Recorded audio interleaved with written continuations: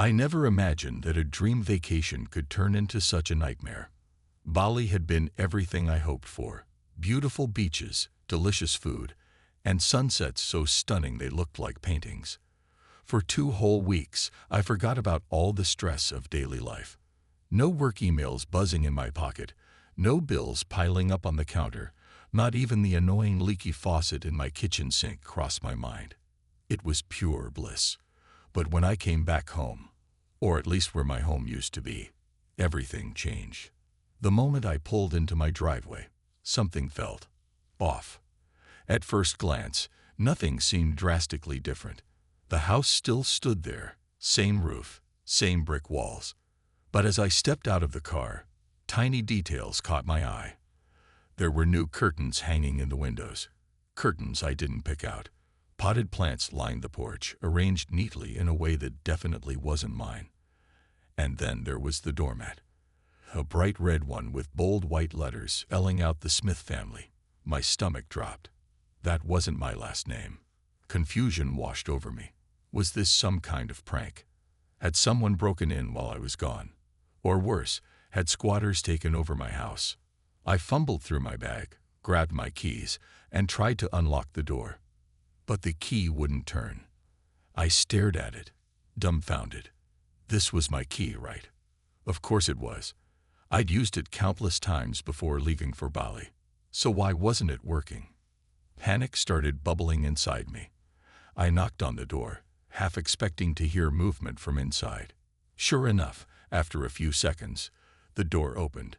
Standing there was a woman who looked like she'd walked straight out of a magazine ad.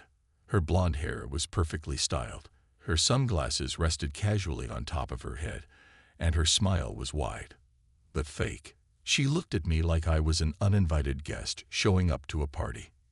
"Can I help you?" she asked, her voice dripping with sweetness, but laced with something else. Dismissiveness. Superiority. I couldn't quite put my finger on it. "I live here," I stammered, holding up my keys as if they were proof. "What's going on?"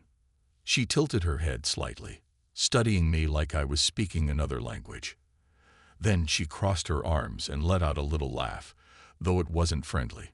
"Oh dear," she said, her tone sugary but patronizing. "You must be confused. This is my house now." Behind her, a man appeared.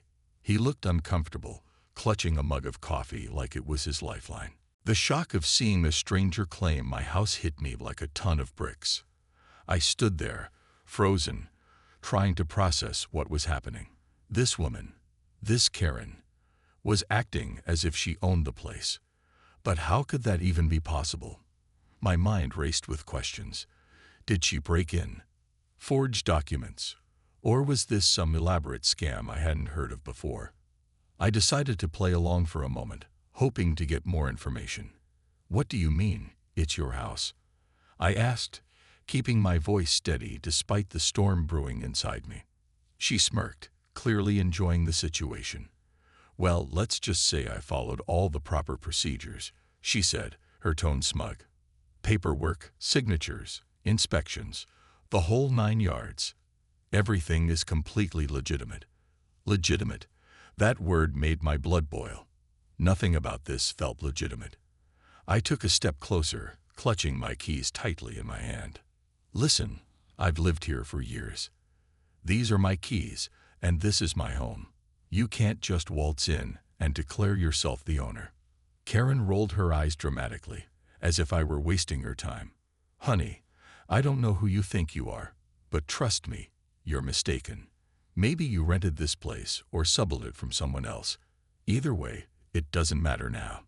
The house belongs to us." Her husband, Brad, shifted uncomfortably behind her. He looked pale, almost guilty, like he'd rather be anywhere else. "Karen," he said softly, tugging at her sleeve. When the police arrived, I felt a flicker of hope.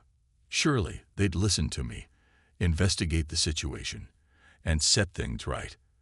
After all, this was my house, my home. How could anyone dispute that? But as soon as the officers stepped out of their patrol car, Karen appeared on the porch like clockwork, holding a stack of papers so thick it looked like she'd raided an office supply store. "Officers," she called out cheerfully, her voice dripping with charm. She waved them over like they were old friends stopping by for coffee. "Thank goodness you're here. This person is causing quite a scene." The two officers approached cautiously, glancing between me and Karen. One of them, an older man with graying hair and a no-nonsense expression, spoke first. "Can someone explain what's going on?" I stepped forward, clutching my keys tightly in my hand. "This is my house," I said firmly. "I've lived here for years. I just got back from vacation, and when I returned, this woman," I gestured toward Karen, "claimed she owns it, which is ridiculous because it's mine." Karen didn't miss a beat.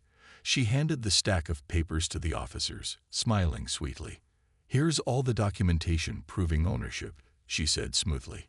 "As you can see, we purchased the property legally through proper channels. Everything checks out."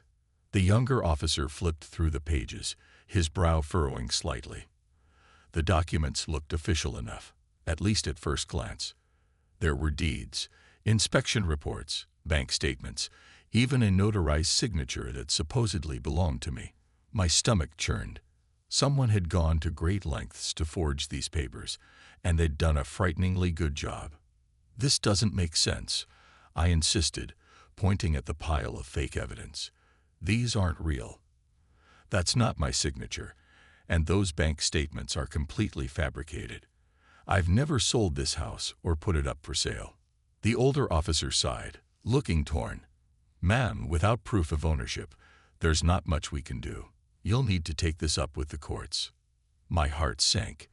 Proof of ownership? What did that even mean? Didn't the fact that I'd been living here for years count for something? Apparently not.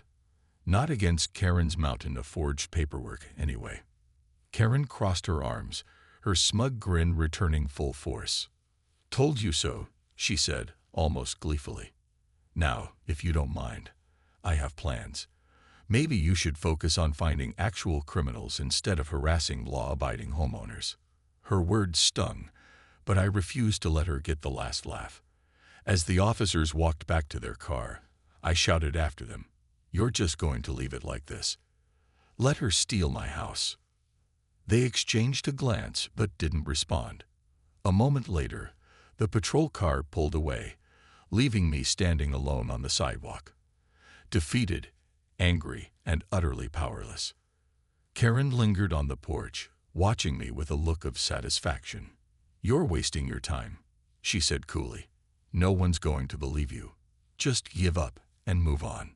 Her words ignited a fire inside me. Move on? Never. This wasn't just a house. It was my life. Every corner held memories.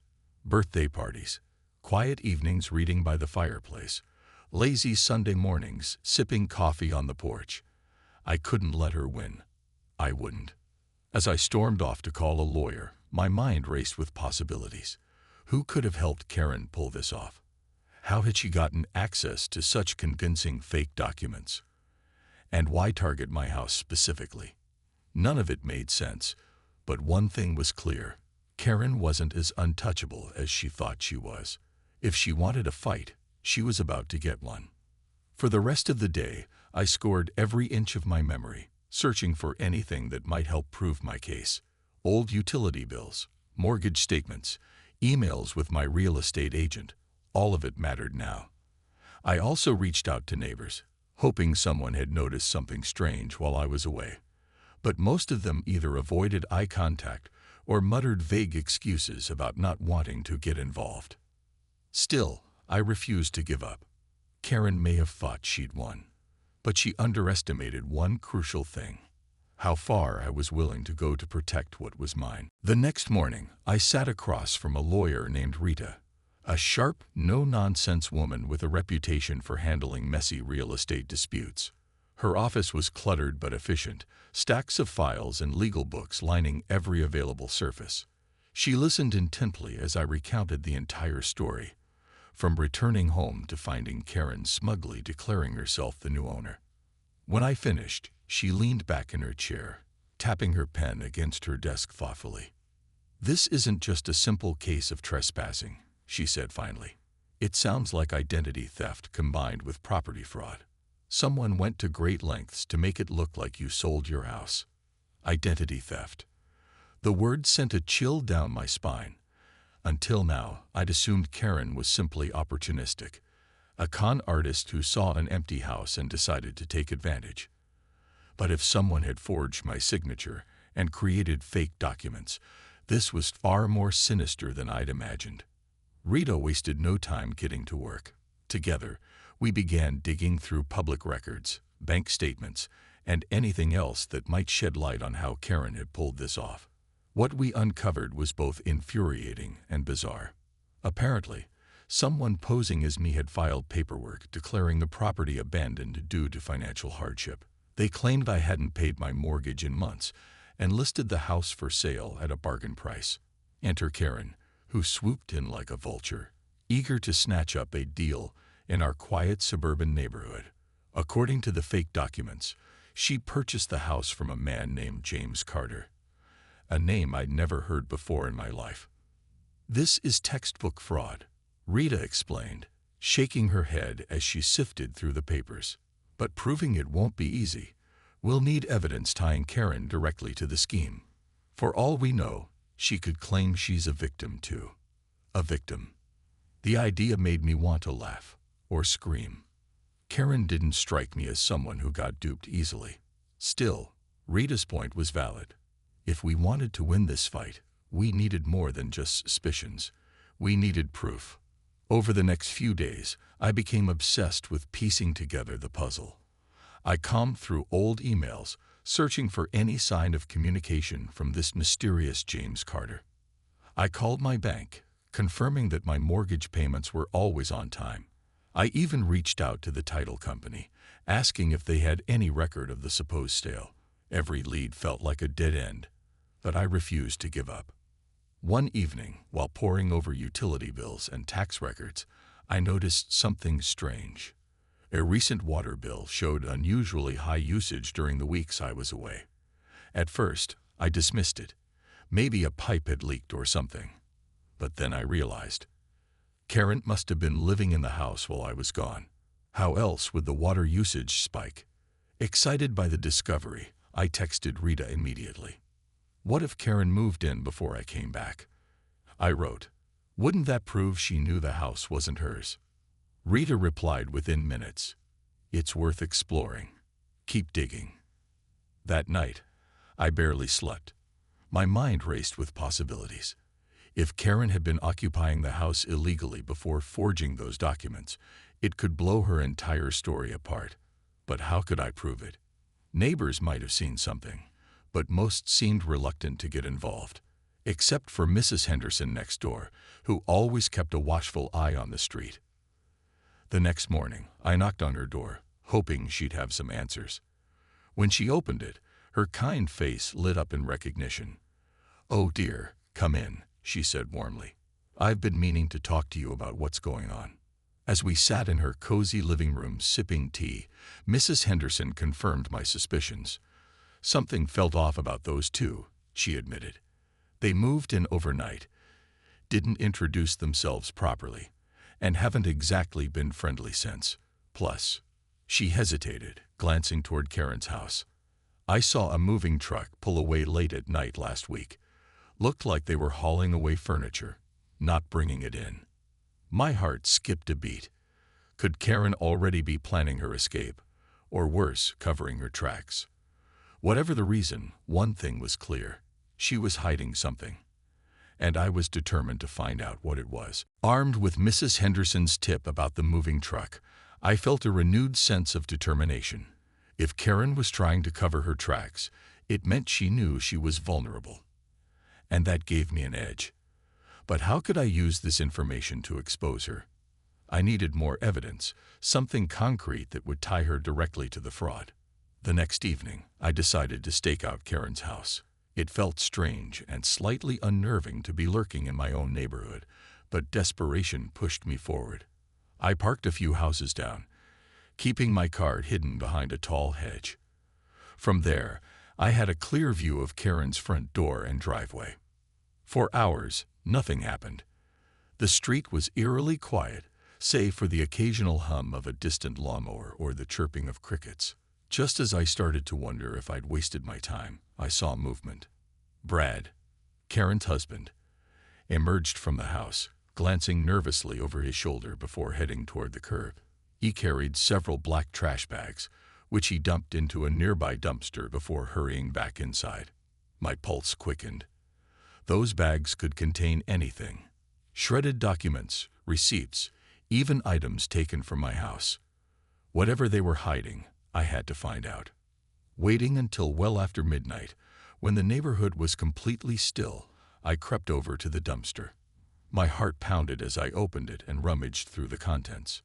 Most of the bags held ordinary garbage: food wrappers, empty boxes, and other household waste. But one bag felt different. Inside, I found torn pieces of paper, some partially burned. Carefully, I gathered them and stuffed them into my backpack. Back at home, or rather, at a friend's place where I'd been staying temporarily, I spread the scraps on the kitchen table. Slowly, painstakingly, I pieced them together like a jigsaw puzzle. What emerged was shocking. Fragments of forged documents, bank statements with altered numbers, and even handwritten notes detailing plans to flip properties using fake titles. There were also references to someone named James Carter, the same name Karen had used when claiming she'd bought the house. It was enough to confirm my suspicions. Karen wasn't just a clueless buyer. She was part of the scheme. She'd knowingly participated in stealing my home. I immediately called Rita, who agreed to meet me early the next morning. When she saw the evidence, her eyes widened. "This is huge," she said, flipping through the reconstructed papers. "With this, we can file a lawsuit against Karen and track down whoever helped her orchestrate this mess." But as satisfying as it was to finally have proof, I couldn't shake the feeling that Karen wasn't done fighting. She'd already proven herself ruthless and calculating. Would she try to intimidate me further, or worse, retaliate? Determined not to let fear paralyze me, I went back to confronting Karen head-on. Late that afternoon, I marched up to her front door and knocked loudly. When she answered, her usual smug expression faltered for a split second. Clearly, she hadn't expected to see me again so soon. "What do you want now?" she asked, crossing her arms defensively. "I know what you've been doing," I said, my voice steady despite the anger bubbling beneath the surface. "You think you can just waltz in here, steal my house, and get away with it? Not anymore." Her eyes narrowed. "You're bluffing." "No, I'm not." I pulled out my phone and showed her photos of the shredded documents I'd recovered. Her face paled, but only for a moment. Then she forced a laugh, though it sounded hollow. "Even if those are real, good luck proving anything in court." "We'll see about that," I shot back. "Because now you're not just dealing with me, you're dealing with the law." Behind her, Brad appeared, looking more uneasy than ever. He whispered something to Karen, but she ignored him, her focus locked on me. For the first time since this nightmare began, I saw cracks in her confident facade. She might act untouchable, but deep down, she knew she was cornered. As I walked away, I felt a flicker of hope. This fight wasn't over, but I finally had the upper hand. And Karen, she was running out of moves. The confrontation with Karen left me feeling a mix of triumph and unease. I'd rattled her, that much was clear. But she wasn't the type to back down without a fight. If anything, she'd dig in her heels harder, doubling down on her lies while trying to twist the narrative in her favor. Still, I couldn't afford to hesitate. Every day she stayed in my house felt like another nail in the coffin of my old life. I had to act fast. Rita filed the lawsuit the very next morning, naming both Karen and James Carter, the mysterious figure behind the forged documents, as defendants. The legal wheels were set in motion, but justice wouldn't come overnight. In the meantime, I needed to gather more ammunition. Evidence was key, and I knew that exposing Karen's role in the scam would be the tipping point. I decided to pay another visit to Mrs. Henderson, hoping she might remember something else. She greeted me warmly, inviting me inside for tea. "How's it going?" she asked, concern etched on her face. "Any progress?" "I think so," I replied, sitting down at her kitchen table. "But I need your help again. Did you notice anything unusual about Karen or Brad before I got back? Anything at all?" Mrs. Henderson tapped her chin thoughtfully. "Well, now that you mention it, there was a man who came by a few times, always dressed in a suit, carrying a briefcase. He seemed out of place here. I assumed he was some kind of real estate agent. A real estate agent, or maybe James Carter himself." My mind raced. "Do you remember what kind of car he drove, or any details about him?" She nodded slowly. "He drove a silver sedan, and he had a thin mustache. Looked shifty, if you ask me. Shifty indeed." This was exactly the kind of lead I needed. I thanked Mrs. Hernandez profusely and headed straight to Rita's office to share the new information. With a description of the man and his car, we could expand our search beyond Karen and Brad. Whoever this guy was, he was likely the mastermind pulling the strings. Meanwhile, tension in the neighborhood reached a boiling point. Word spread quickly about the lawsuit, and people began whispering behind closed doors. Some neighbors avoided me altogether, clearly uncomfortable being caught in the middle of such drama. Others, however, quietly offered support. One evening, as I walked past a neighbor's yard, a woman named Lisa stopped me. "Hey," she said softly, glancing around to make sure no one was listening. "I heard what's happening. That Karen, she's trouble. Always has been. Just last month, she tried to report us for having unapproved flower pots." Her words confirmed what I'd suspected all along. Karen wasn't just a thief. She was a bully who thrived on control. But knowing this only fueled my resolve. If I could take her down, maybe others in the neighborhood would finally stand up to her too. As days turned into weeks, the pressure mounted. Karen grew increasingly agitated, pacing on her porch and glaring daggers whenever I passed by. Once, I even overheard her yelling at Brad through an open window. "Why didn't you burn everything like I told you?" She snapped. Now she's got proof. Proof. That single word sent a surge of vindication through me. For months, I doubted myself, wondering if I'd imagined things or exaggerated the situation. But hearing Karen admit guilt, even indirectly, was validation that I was fighting the right battle. Finally, the court date arrived. As I sat in the courtroom, clutching the folder filled with evidence, I felt a strange mix of nerves and determination. Across the aisle, Karen sat stiffly beside her lawyer, her usual smugness replaced by thinly veiled panic. When the judge entered and called the case to order, I took a deep breath. This was it, the moment of truth. Karen's lawyer argued that she'd been misled, claiming she believed the property transfer was legitimate. But when Rita presented the shredded documents and Mrs. Henderson's testimony, the judge raised an eyebrow. "Ms. Smith," he said sternly, addressing Karen, "you expect this court to believe you were unaware of these discrepancies." For once, Karen had no clever response. Her mask of confidence shattered completely as the judge ruled in my favor, ordering her to vacate the premises immediately and pay hefty fines for knowingly occupying stolen property. As movers hauled away her belongings later that day, she shot me one final glare. "You haven't seen the last of me," she hissed. I smiled sweetly. "I certainly hope not. Maybe next time, you'll think twice before stealing someone's home." Standing in my living room again, surrounded by familiar walls and cherished memories, I realized something important.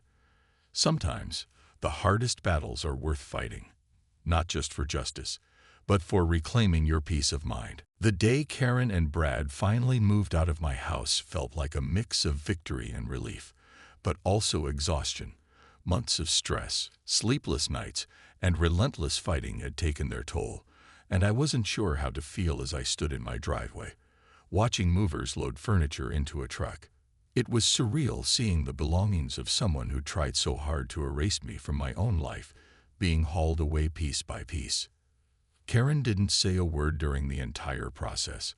She supervised the movers with her arms crossed, her lips pressed into a thin line. Every now and then, she'd glance at me, her expression unreadable but tinged with bitterness. When the last box was loaded, she marched up to me, her designer sunglasses perched on top of her head like a crown. "You think you've won," she said coldly, her voice low enough that only I could hear. "But people like you always underestimate people like me." I met her gaze without flinching. "People like you don't scare me anymore, Karen. You had your chance to do the right thing, and instead, you chose greed. So no, this isn't about winning. It's about justice." She stared at me for a long moment before turning on her heel and climbing into the passenger seat of Brad's car. As they drove off, I couldn't help but feel a pang of pity, not because I forgave her, but because she seemed incapable of understanding what she'd lost: integrity, respect, and maybe even her marriage. The way Brad slumped behind the wheel told its own story. Once they were gone, I stepped inside my house for the first time in months. The air smelled stale, and there were signs of their presence everywhere: new paint on the walls, scuff marks on the floors, and unfamiliar cleaning products under the sink. But beneath it all, it was still my home, my sanctuary. Slowly, I began unpacking the boxes I'd stored at a friend's place, reclaiming every corner until the space felt familiar again. News of Karen's downfall spread quickly through the neighborhood. Neighbors who had once avoided me now approached me with smiles, eager to share their own grievances about her behavior. Lisa stopped by with a plate of cookies, thanking me for standing up to her. Even Mrs. Henderson came over, tears in her eyes, saying, "You did the right thing, dear. That woman has been terrorizing this street for years." But while most people celebrated Karen's departure, others remained cautious. I noticed a few houses kept their curtains drawn, and some neighbors still avoided eye contact when I passed by. It reminded me that fear can linger long after the source of it is gone, and undoing the damage Karen caused would take time. Rita called later that week to update me on the investigation into James Carter. Thanks to the evidence we'd gathered, authorities tracked him down to a small town 2 states away. He turned out to be a career con artist specializing in property scams, preying on unsuspecting homeowners and desperate buyers alike. With his arrest, several other cases surfaced, including victims who'd been too afraid or ashamed to come forward. Knowing that my fight had helped expose a larger network of fraud brought me a strange sense of closure. In the weeks that followed, life slowly returned to normal, or at least as close to normal as it could get after everything that had happened. I repainted the walls, replaced the potted plants Karen had left behind, and hung new curtains that reflected my style, not hers. Each change felt like a step toward healing, a way of erasing her influence from my life. One evening, as I sat on the porch sipping tea, I realized something important. This ordeal had changed me. Before, I might have hesitated to stand up for myself, worried about making waves or causing trouble. But now I knew the value of perseverance and the power of speaking up when something feels wrong. Karen may have thought she could take my house, but in the end, she underestimated one crucial thing: the strength of someone fighting for what truly matters. And as I looked around at the quiet, peaceful neighborhood, bathed in golden sunset light, I felt grateful, not just for my home, but for the reminder that sometimes the hardest battles lead to the greatest victories.